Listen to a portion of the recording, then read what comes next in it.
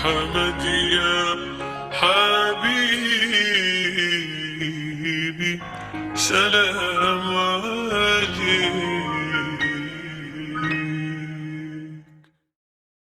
Satu ayat dari yang dibaca oleh Pak Muhsin tadi, sekarang ini kamu semua belum mampu.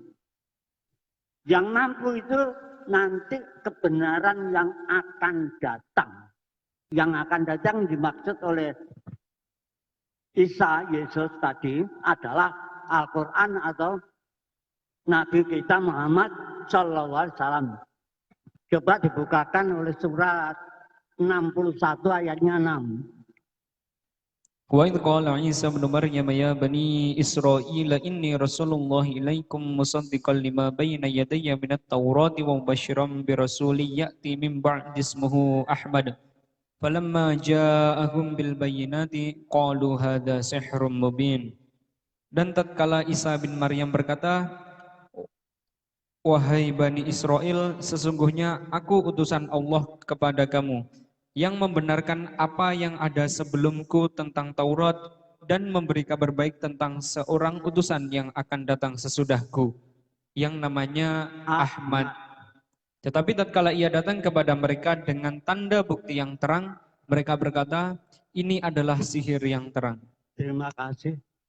Terkenal bahwa Rasulullah adalah nama, yaitu namanya Ahmad dan Muhammad. Maka dari itu bangsa dunia banyak yang mengambil nama Ahmad. Seperti Ahmad Fauzi, Ahmad Amiruddin, diambil oleh pimpinan Muhammadiyah Ahmad Dahlan. Jadi tadi dikatakan dari ayatnya Pak Muhsin tadi adalah total bahwa Nasrani itu sudah gatal total. Kamu belum mampu hari ini.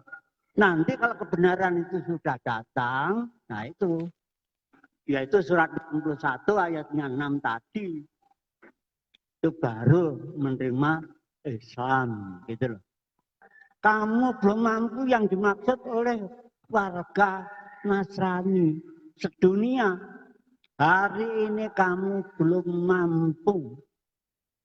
Total sudah. Gatal total itu sebenarnya ini. Tadi dikatakan di Pak Muhsin, apa kelemahan dia itu kita juga harus tahu. Kalau saya ya itu, apalagi kalau di sini ada Injil, saya bisa mengatakan bahwa Yesus itu tidak mati. Dalam Lukas ayat 24, surat 24 ayatnya 36 sampai 41. Kalau tidak salah dalam Lukas itu ayat lembaran terakhir itu mengenai Isa mencari domba-domba yang tersesat. Jadi kalau orang-orang Nasrani itu menyatakan, kalau tiap-tiap di gereja itu mesti menyatakan Isa itu adalah penebusan dosa setelah dalam keadaan matinya itu. Lah, hukum salib, ini perlu pengetahuan sedikit saja dari bapak-bapak itu. Orang itu sampai mati, itu namanya baru hukum salib. Yesus ini mati. Mati yang bongkar tuh, dia itu tidak mati. Maka dari itu Lukas menerangkan yang pertama itu ketemu kepada umatnya, loh, curiga pada saya. Umatnya pada waktu dicari oleh Isa setelah apa itu sembuh dari penyakit itu, Yesus itu tidak mati, diobati itu tidak mati. Setelah diobati oleh orang-orang Farisi, dia tuh dibawa lari, diobati mati. Jadi hukum salib itu juga batal. Orang yang dikatakan mati disalib itu hukumnya dihukum sampai mati baru namanya hukum salib.